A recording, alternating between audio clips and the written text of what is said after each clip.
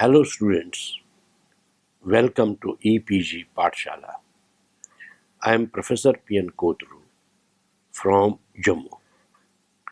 Today we are going to discuss about a module entitled X-rays, their sources and their interaction with matter under paper crystallography and crystal growth. So students, let us see what we are going to learn in this module. Sources of X-rays, detection of X-rays, ionization of gases by X-rays, interaction between X-rays and matter, and diffraction of X-rays, derivation of Bragg's law, and von Laue equations. Now let us first take up the sources of X-rays. The underlying principle of generating X-rays is to bombard a solid target by fast-moving electrons. According to classical thermodynamics, a moving charged particle emits electromagnetic radiation when it is accelerated. When an electron is suddenly stopped, it results into a pulse of radiation which is in the form of X-rays.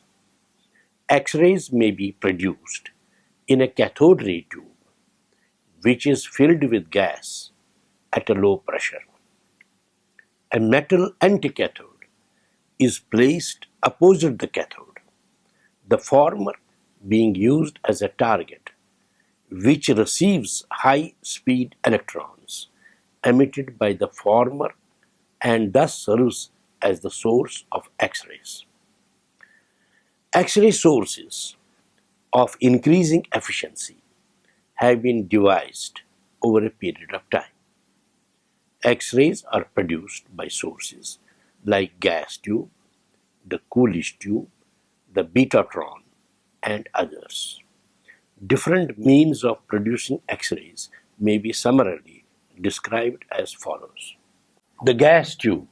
The gas tube is essentially a cathode ray discharge tube as is shown in a schematic diagram of figure 7.1. C represents concave shaped cathode made of aluminum metal.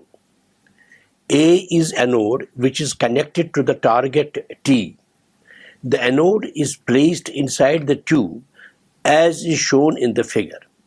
The target T is so placed as to have its flight surface inclined at 45 degrees to the axis of the cathode ray stream and positioned at exactly the focus of the concave cathode C. The target T is made of metal having high melting point like tungsten, molybdenum, and platinum. The gas pressure inside the tube is maintained at about 0.001 mm. Induction coil is used to obtain the high tension as required to the tune of 30,000 to 50,000 volts. Arrangements are made to cool the target by a stream of water. The electrons constituting the cathode ray stream are produced as a result of ionization of the gas inside the tube. The production of X-rays by this technique suffers from certain limitations which are given as follows. Number 1. It is difficult to maintain the constant intensity and quality of the emitted X-rays for a prolonged period. Number 2. The walls of the tube gradually absorb the residual gas, and as such the intensity of the cathode ray stream gets reduced, as a result of which it becomes harder to operate the tube at the required tension. The Coolidge tube. Most of the drawbacks of the already described gas tube were overcome by Dr. Coolidge, who introduced a new type of tube, a modified one, which is now known by his name as the Coolidge tube. It is shown in a schematic diagram of figure 7.2. Filament of tungsten acts as a cathode, which is heated by a battery placed outside the tube at B. The filament emits thermionic electrons, which constitute the cathode ray stream. These electrons get accelerated towards the target T on maintaining a high potential difference between the filament and the target T. A very high vacuum of more than 0.0001 mm is maintained inside the tube. The highly accelerated electrons strike the target T and produce hard X-rays. A copper tube which is fixed to the target T and gets projected outside the tube is water-cooled. The high tension required is ordinarily supplied by a step-up transformer. The Coolidge tube has certain advantages over the above described gas tube. These advantages may be summarized as follows. Number one, the intensity of the X-rays produced is easily controlled by accordingly maintaining the filament temperature. Number two, quality of the X-rays produced can be conveniently controlled by designing the tubes which can be operated at high voltages ranging from a few hundred to 1 million volts, and operation of Coolidge tube is more stable in comparison to the gas-filled tube. There is, however, one disadvantage of the Coolidge tube, and that is the focusing of the electrons is not sharp, because almost the whole surface of the target has the tendency of becoming a source of X-rays. This disadvantage was overcome to some extent by making use of rotating anode tube. If different substances are required to be used as targets, detachable anode tubes are employed and put into operation. The modernized hot cathode Coolidge tube has been very useful to researchers on account of the fact that there is control over intensity and quality of the X-rays thus produced. The betatron. Beams of energetic electrons are required for the production of X-rays. Betatron is an electron accelerator in which magnetic induction is used to accelerate the electrons. X-rays are produced by allowing highly energetic electrons strike the target by using a high potential difference between the filament and the target. There is another type of X-ray tube known as betatron, in which electrons acquire high energy by using principle of resonance acceleration. The principle is also applied in cyclotrons. Figure 7.3 shows an arrangement for accelerating electrons in a betatron. Capital M represent the pole pieces of an electromagnet connected to the alternating source of high voltage. The AC source, that is the alternating current source, is adjustable to the desired frequency. Capital VV is a vacuum tube in the shape of a ring which is placed between the pole pieces of the electromagnet. Capital S-S represents the solenoids wound around specially designed pole pieces of the electromagnet. The electron injector consists of heated filament, capital F, which acts as a source of electrons. Grid, symbolized by capital G, which is used for focusing electrons, and plate, represented by capital T, which is used as injector, shield. High potential difference is maintained between capital T and capital F so as to send electrons at very high speed into the vacuum tube, VV. The magnetic field between the pole pieces of the electromagnet acts parallel to the axis of the vacuum tubes. The electrons injected into the vacuum tube experience an electromotive force tangential to the electron orbit caused by the changing magnetic flux, which provides an additional energy to the electrons. Figure 7.3 shows accelerating chamber in a betatron. The electrons also experience a radial force because of the actions of the magnetic field, which acts at right angles to the motion of the electrons. These two factors maintain the motion of electrons in a circular path. With the help of solenoids SS, the magnetic field at the center is so adjusted as to allow the electrons to move in a stable orbit of constant radius. The electrons are made to go through several thousands of revolutions in their fixed orbit, while the alternating magnetic field increases in intensity from 0 to a maximum value, which occurs during 1/4 of a cycle. Each of these revolutions provides additional energy to the electrons. The intensity of the alternating magnetic field gets maximum at the end of the quarter cycle. There are two coils of wire, one of which is placed above the stable orbit and the other below it.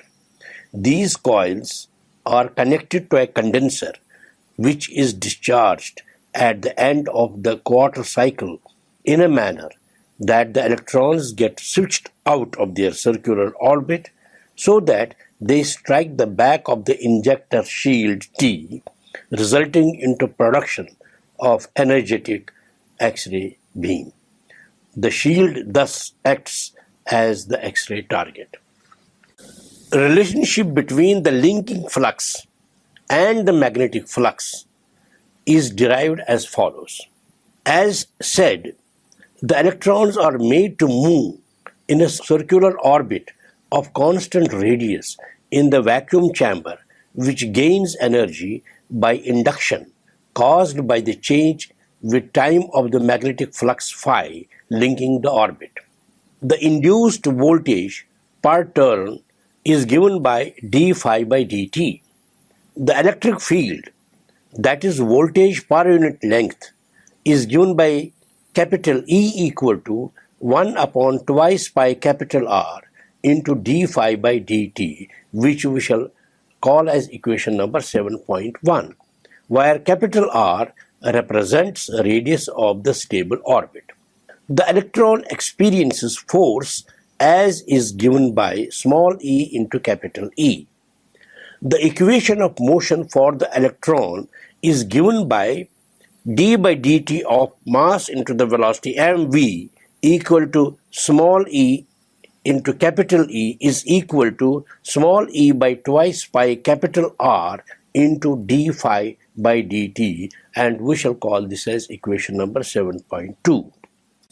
In order that the motion of electron in a circular orbit of radius capital R is maintained, the magnetic field capital H at the orbit has to be increased as the energy of electron increases.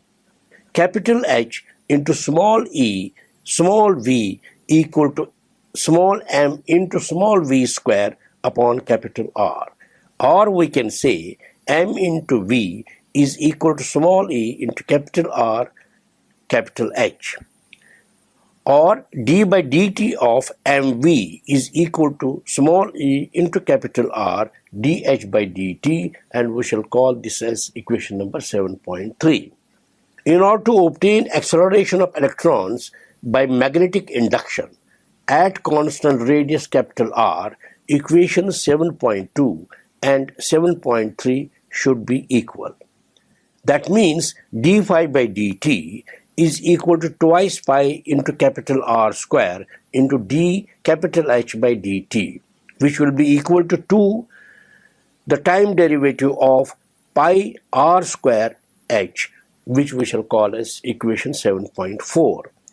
The equation 7.4 states that in any time interval, the linking flux phi is required to change at a rate twice that which would occur if the central magnetic field were uniform and equal to the field at the orbit.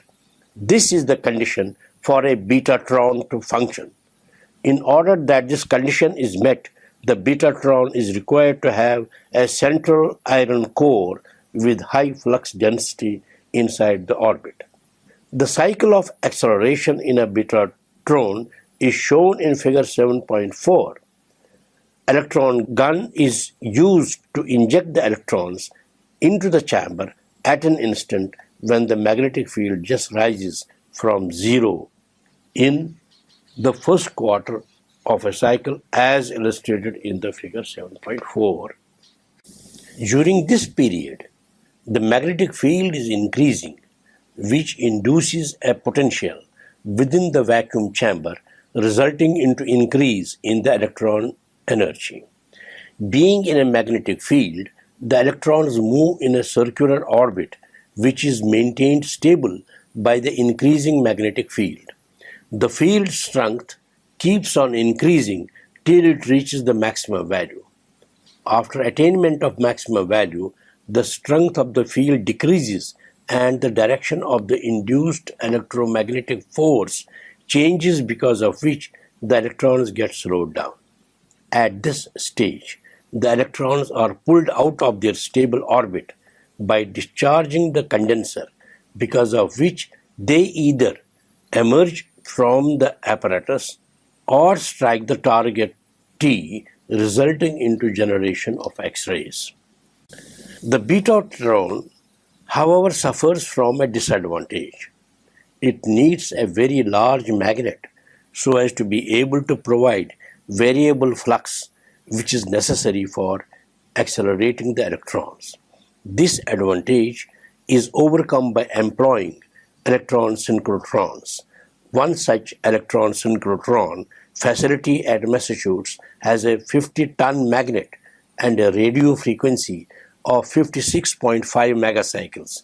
It produces electron energies of the order of 330 million electron volt. Now we shall talk about detection of X-rays. X-rays have gained a lot of importance on account of their characteristics, which include the following. X-rays ionize gases through which they are passed. X-ray penetrate through matter. X-ray affect photographic plates. X-rays produce excitation and produce fluorescence in some substances. These characteristics of X-rays become helpful in their detection. Now, ionization of gases.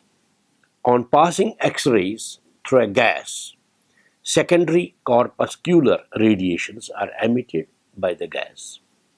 The radiations so emitted are composed of fast-moving electrons.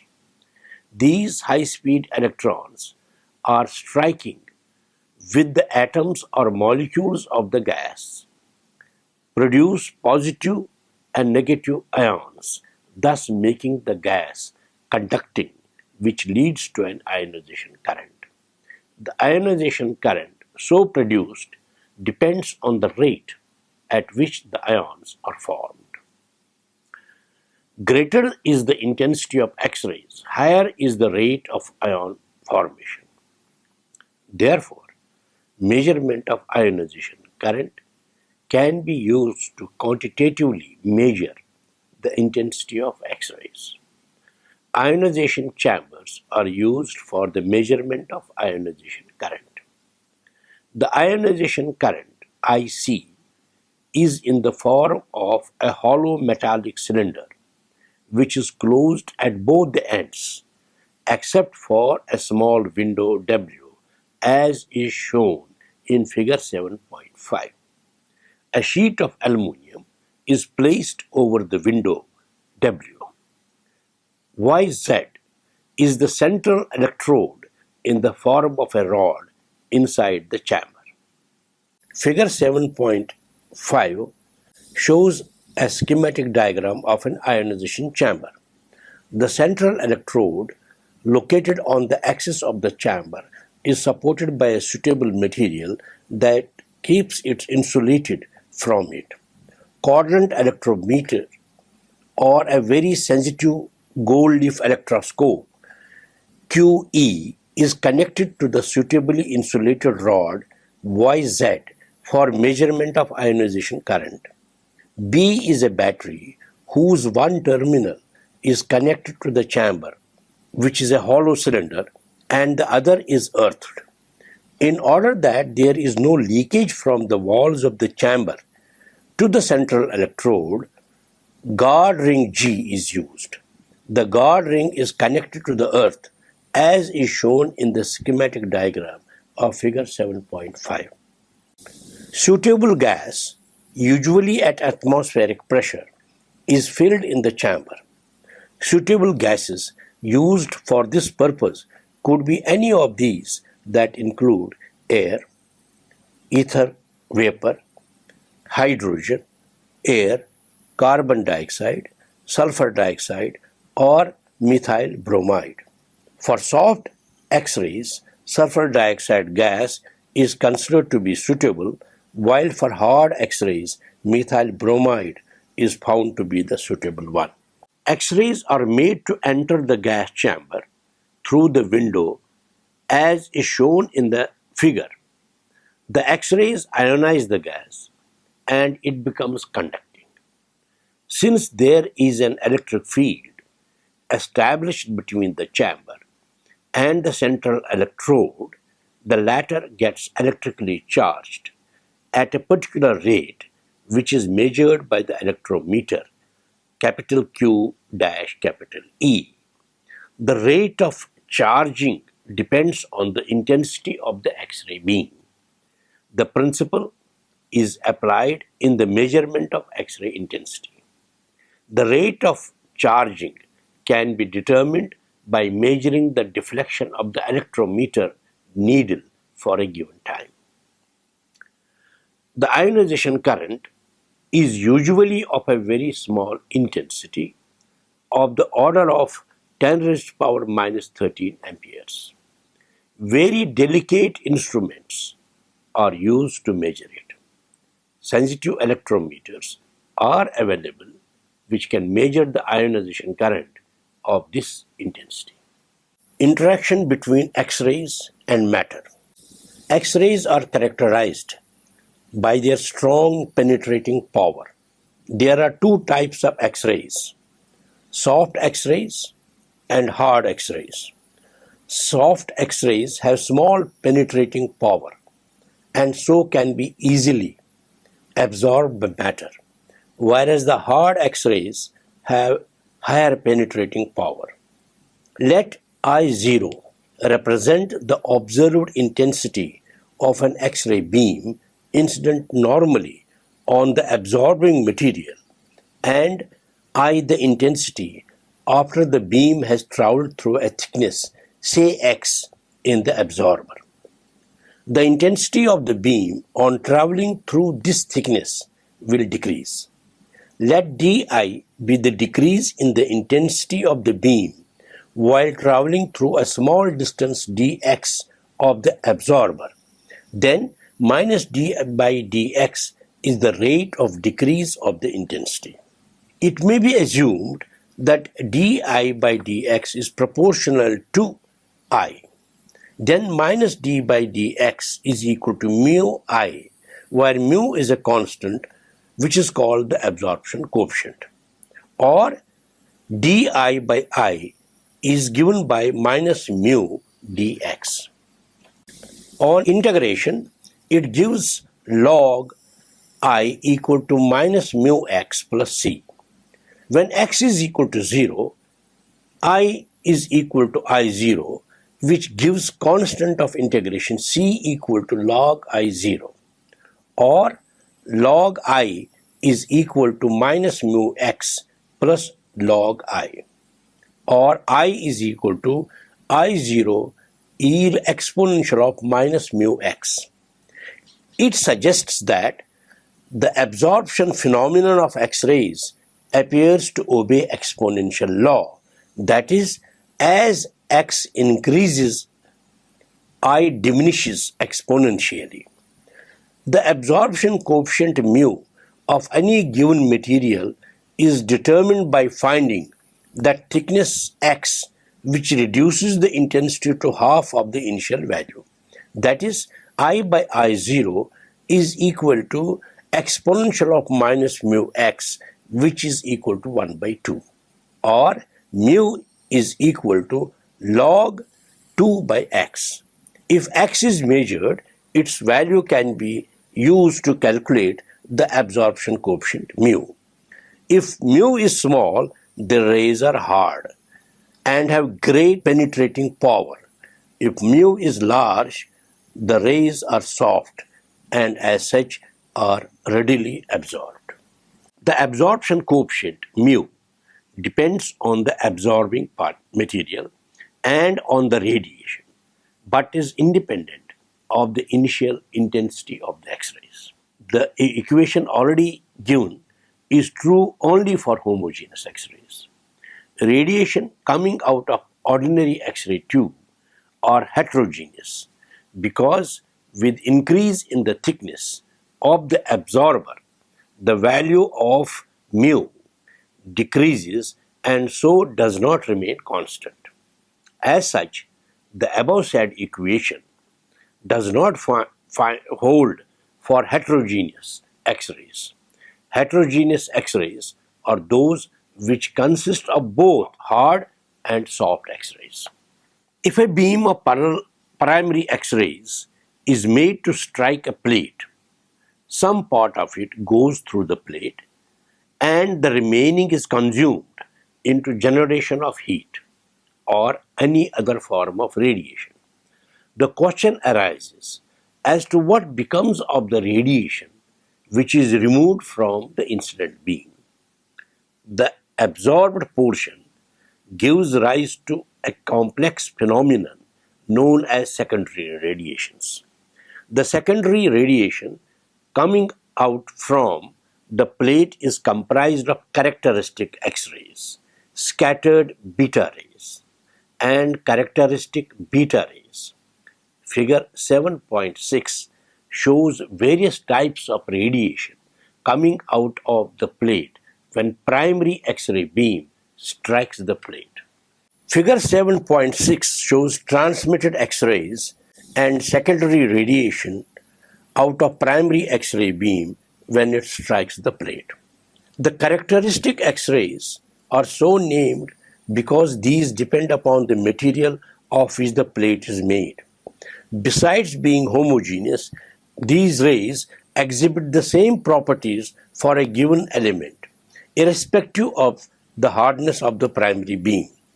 The elements in general exhibit two kinds of characteristic radiation which differ in the value of their absorption coefficients. These are called K and L radiations. The K radiation is relatively harder as compared to L radiation, the absorption coefficient of the former being much smaller than that of the latter.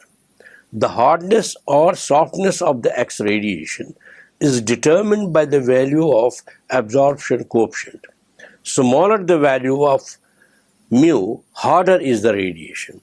This holds true for both K as well as L radiations. The characteristic radiation of the elements show increase in hardness with increase in their atomic weight. Diffraction of X-rays. Diffraction of X-rays is known to be historically the first technique which made study of internal structure of crystals possible. X-rays are a radiation of smaller wavelengths as compared to visible light, a wavelength of nearly 1 angstrom being X-ray wavelength. The spacing between the atoms within a crystal is almost this order of magnitude. The radius of an atom and the separation between two neighboring atoms on an average is also this order of magnitude. Real crystal is a three-dimensional array of atoms, and on exposure to X-rays, one finds diffracted X-rays coming out in all directions from every atom. It is because of this complication that one gets involved in three-dimensional geometry in an attempt to work out interference conditions. The only few particular and specific directions from which to view the crystal so that the diffracted X-rays are in phase and add up to give a strong beam so as to get recorded in the form of spot on a photographic film, plate, or with the help of ionization chamber or counters. These specific directions will depend on A. the arrangement of atoms in the lattice, and B. the wavelength of X-rays. In a crystal, there are atoms arranged in rows along the directions of its three crystallographic axes. It is this characteristic of X-rays that made it a very useful technique in the study of the internal structure of crystals. In 1912, von Laue, in collaboration with Fadderik and Knipping, discovered that crystals act as gratings suitable for the diffraction of X-rays.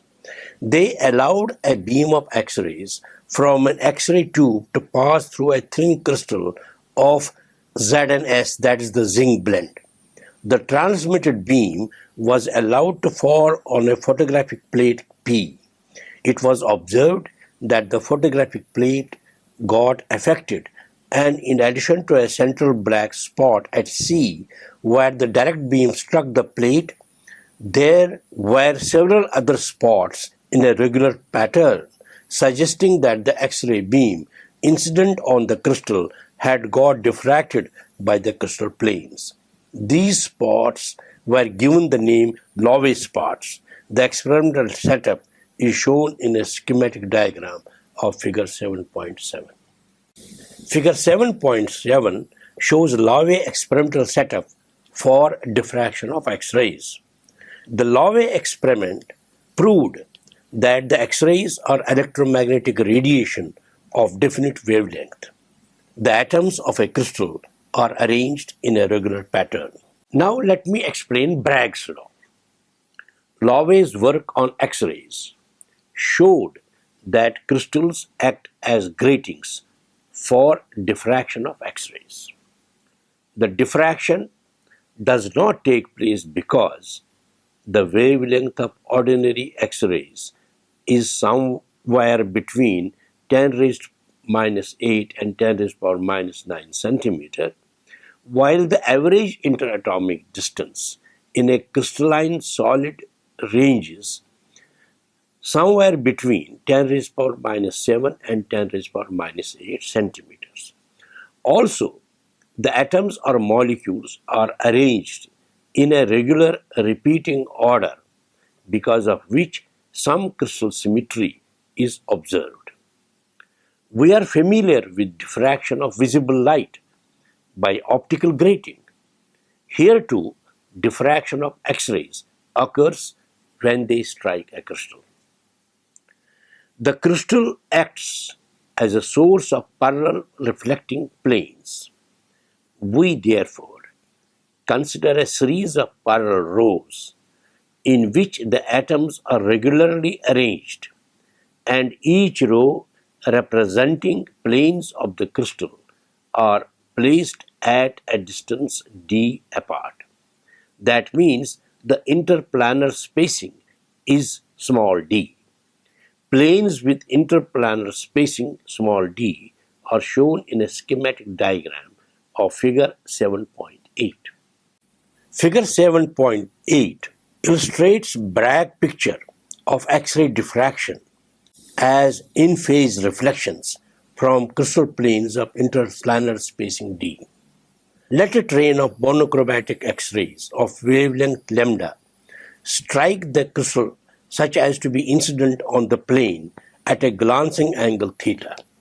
When X-ray beam falls, the atoms become centers of disturbance and spherical wavelets whose envelope results into a reflected wavefront. Since X-rays have a large penetrating power, it is necessary to consider reflection from several planes. So we have reflected wavefronts from each of the parallel planes.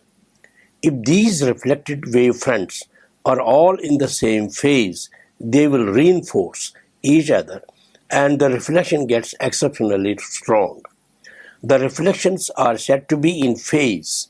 However, if the incident angle theta does not satisfy the condition required for different reflections to be in phase, the latter interfere with one another and the resulting beam is weak.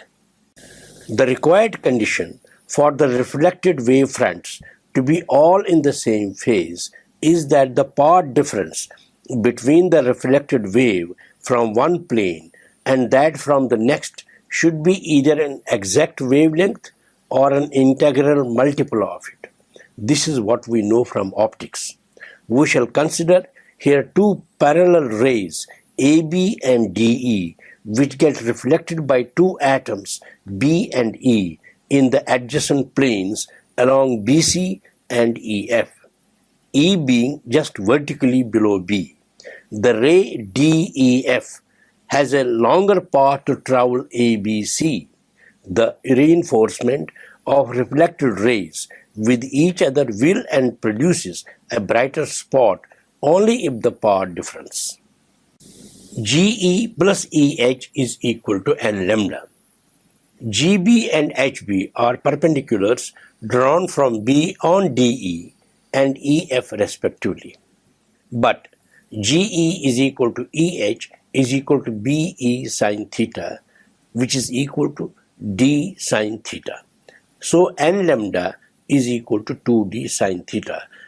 This is popularly known as Bragg's law. N is an integer.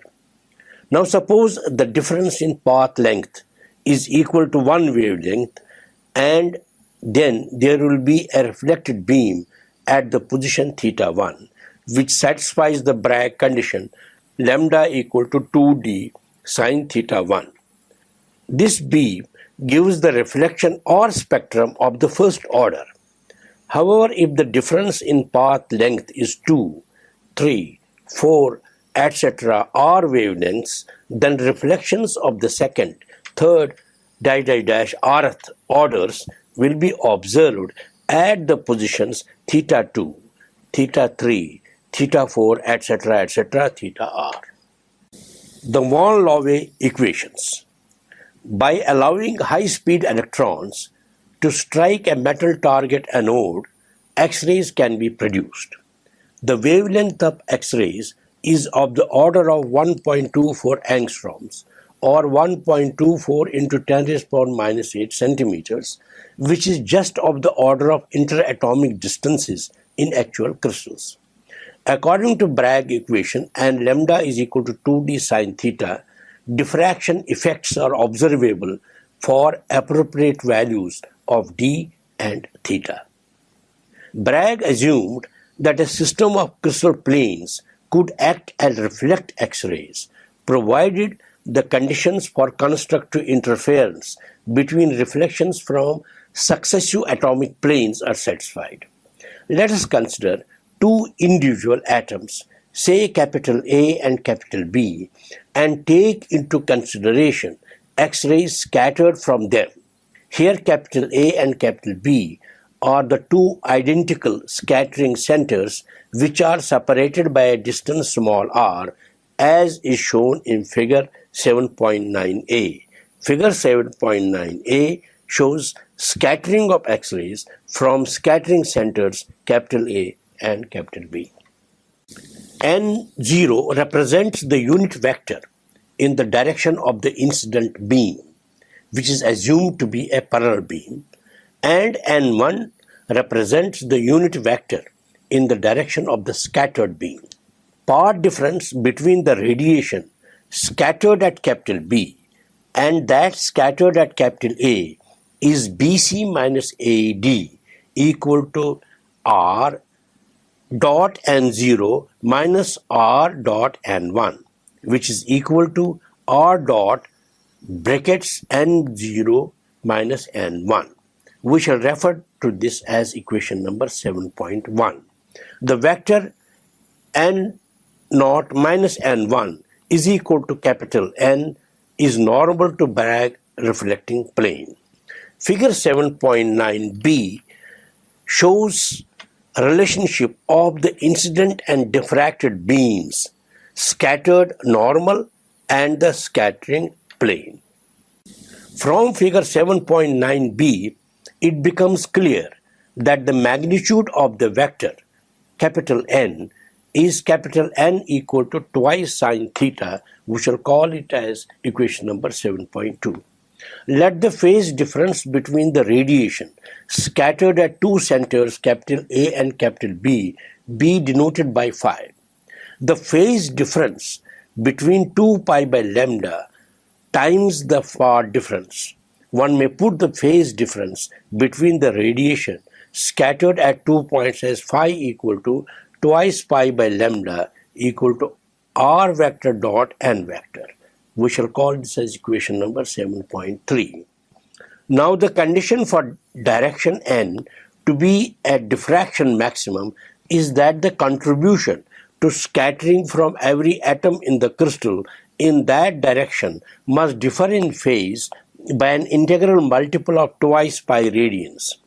To satisfy this condition, it is necessary for the radiation from atoms separated by primitive lattice vectors A, B, and C to add in phase, because in that case the contribution from other atoms separated from the origin by integral combinations of these vectors will add in phase. If contributions towards scattering from the neighboring atoms happen to differ in phase in some other form, there would be then always possible to have an atom somewhere in the crystal which would contribute radiation pi radians out of phase with the contribution from a given atom, ultimately leading to cancellation of these contributions atom by atom, giving no diffracted beam.